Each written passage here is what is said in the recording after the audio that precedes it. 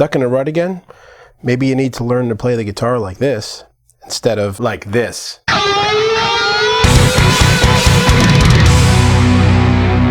Alright, so I'm not talking about playing the guitar while you're lying down if you want to bust a rut. What I'm talking about is the idea of horizontal playing versus vertical playing. And what I mean by that is that when you first go about learning your scales, you tend to learn them in their box patterns up and down the strings. So like a major scale, the 3 notes per string method, or your pentatonic minor. And you learn this stuff vertically if you're looking down at the neck of the guitar. And you tend to play in what you might call boxes in that case, and you play vertically. And what I'm saying you want to do to break a rut, and it works really well, is to play horizontally and think about your scales on 1 string at a time, all the way across the neck, and then maybe in pairs of strings at a time. So I've got a little like 8-measure mini solo song prepared here where I play in the key of G major, or the relative E minor, if you want to call it that. And I'm just using the first 2 strings for the entire solo. Let's take a look at that, and then we'll talk about how this works.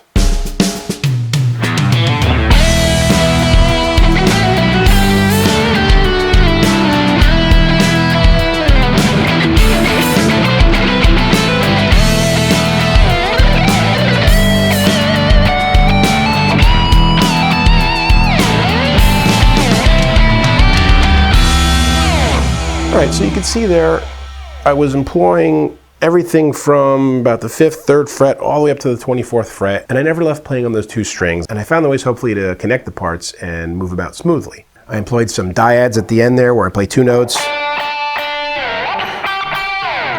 I employed some cross-picking patterns, and then just generally moved around the scale as well. Now to start working this horizontal way, you have to understand a little bit about the notes of your scale, whether it be the pentatonic or the full 7-note diatonic scale. If this stuff is foreign to you and you get a little bit lost talking about it, this lesson's probably something you want to do after you understand scales and modes. So I've got a scales and modes series that you can listen to first, and I'll put it in the info box here. You might want to check that out and then come back to this. But if you already know what I'm talking about, let's keep plugging along here. And again, we're in the example here, we're in the key of G major, and the notes in G major are G, A, B, C, D, E, F sharp, and G. So if I'm doing that just on 1 string, starting in the relative minor of E with the open E string, E, F sharp, G, A, B, C, D, then I'm back to the octave E. So it's a matter of memorizing the pattern on just the 1 string.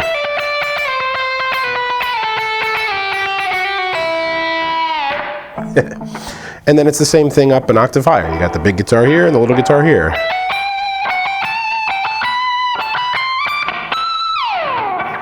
And so you can move around horizontally just on 1 string in the 1 key that you're getting familiar with at the moment, or the 1 key of the song that you're playing in. So then I switch to the 2nd string. So when you're putting the 2-string patterns together, it can be more useful now to drop back into the feeling of the boxes, but they're just 2-string boxes, not the entire scale box. So you still get a horizontal kind of feel. But as far as memorizing it goes, you want to think of each position in pairs. So again, if I'm starting on the note E, but now I'm on the B string, I've got E, F sharp, G. So that first pair, you had this from when you did the 1 string. Now the other string with it. I go up to the next pair.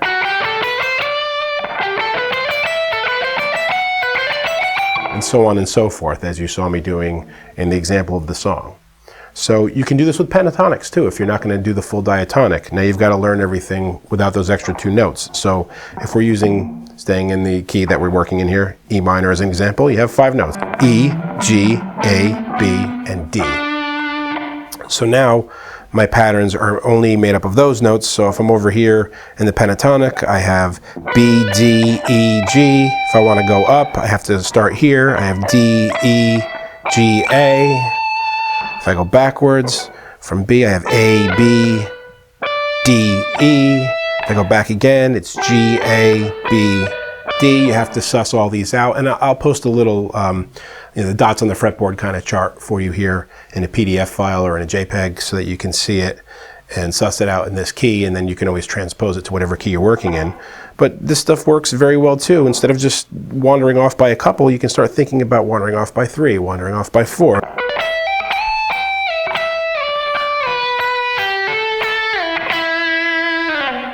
So you see, it kind of changes up the way you're thinking and hopefully leads you to playing things that you wouldn't have played before and breaks you out of that rut of playing everything in a box. And at the very least, you can connect between 2 or 3 boxes that you're real familiar with and hopefully have something that's more fluid instead of sounding like you're playing station to station. So that's the basic idea, guys. I hope it all makes sense to you. If you have any questions or you need further explanation, please always leave comments below and I'll get back to everybody as quickly as I can. And until next time, keep making great music. Hey friends, don't forget to subscribe and turn on notifications. It makes the whole world better.